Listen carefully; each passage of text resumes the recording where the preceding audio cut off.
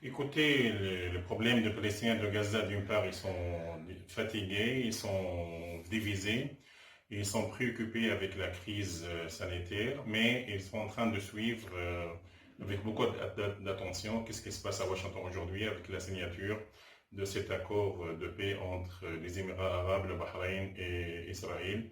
Mais les Palestiniens n'attendent rien de cet accord parce que les Palestiniens de Gaza, ils attendent une ouverture, ils attendent un changement dans leur situation.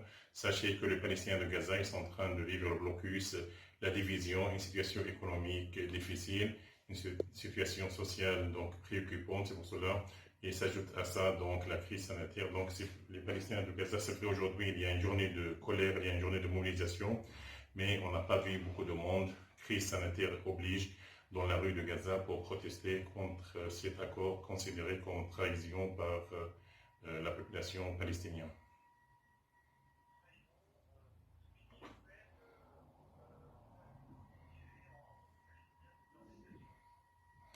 Les Palestiniens de Gaza, donc, ils pensent que cet accord il va davantage accroître l'isolement des Palestiniens. Donc, les Palestiniens, ils craignent le pire, ils craignent s'il n'y aura pas une division, s'il n'y aura pas un levée de blocus.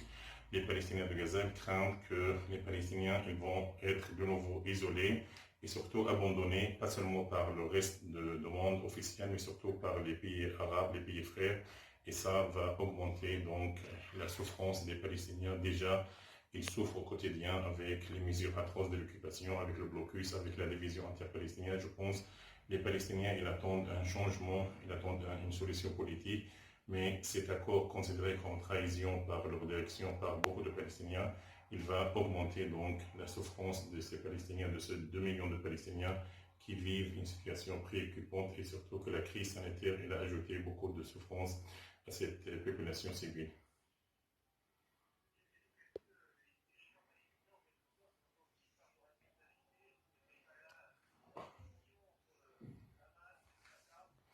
Écoutez, ça c'est une réalité, on ne peut pas l'oublier. Donc depuis 13 ans, il y a la division interpalestinienne. Et pas seulement ils payent leur division, mais ils payent leur alliance dans des axes, parce que les Palestiniens, soit l'autorité palestinienne, soit le Hamas à Gaza. Et malheureusement, depuis 15 ans, ils sont en train de s'allier soit avec des mouvements, avec des axes régionaux et arabes. Et je pense que cette situation, cette division, elle a participé à affaiblir les Palestiniens. Et on a vu qu'il y a beaucoup de pays arabes qui sont en train de normaliser donc leurs relations avec Israël et surtout sans consulter les Palestiniens.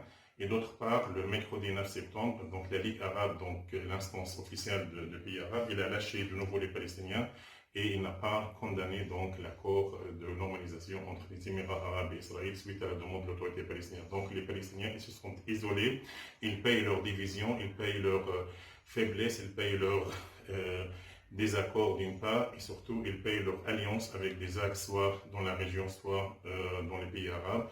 Mais les Palestiniens, ils ont un seul marge de manœuvre, c'est unir leurs institutions et surtout mener une offensive diplomatique et essayer un peu de trouver une solution à tous les problèmes, soit les problèmes de la division, soit les problèmes économiques et surtout les problèmes qui se passent dans le monde. Il faut que les Palestiniens s'adaptent avec le contexte, avec la conjoncture qui est un peu particulière avec le président Trump, avec le refus israélien d'appliquer les accords de paix. Les Palestiniens doivent aller vers la réconciliation, vers les élections, des éléments, et surtout revenir à la population, à base de toutes les luttes, parce que cet éloignement de la population palestinienne a participé donc à affaiblir la position palestinienne.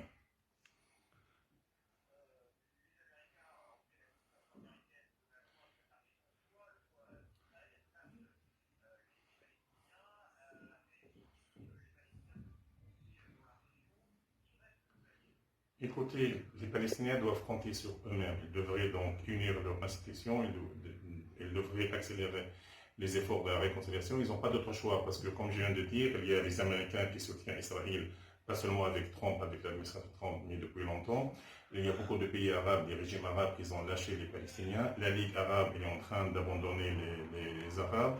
Beaucoup de pays arabes ils sont en train d'être impliqués dans le deal de cercle de Trump et ils sont en train d'abandonner les Palestiniens sur les pressions américaines. Et surtout qu'il y a un changement. Non, non, mais il y a beaucoup. Les régimes arabes maintenant, ils cherchent leurs intérêts. Et malheureusement, la cause palestinienne n'est pas devenue la cause principale, la cause nationale de toutes les nations arabes comme auparavant. Donc les Palestiniens doivent compter sur eux-mêmes et surtout de changer leur stratégie, changer leur tactique. Il faut chercher des alliés dans la région et dans le pays arabe et surtout chercher des nouvelles alliés et surtout revenir à la population. Je pense que les Palestiniens devraient compter parce que malheureusement, les deux côtés, soit l'autorité, soit le Hamas, ils sont éloignés de la population. On a vu que depuis 13 ans, il n'y a pas des élections, il n'y a pas de réconciliation, les institutions sont un peu affaiblies. C'est pour cela, les Palestiniens, d'abord, il faut qu'ils soient forts. Après, ils peuvent compter sur les alliés, soit les alliés arabes, soit les alliés internationaux. Je vous en, je vous en prie.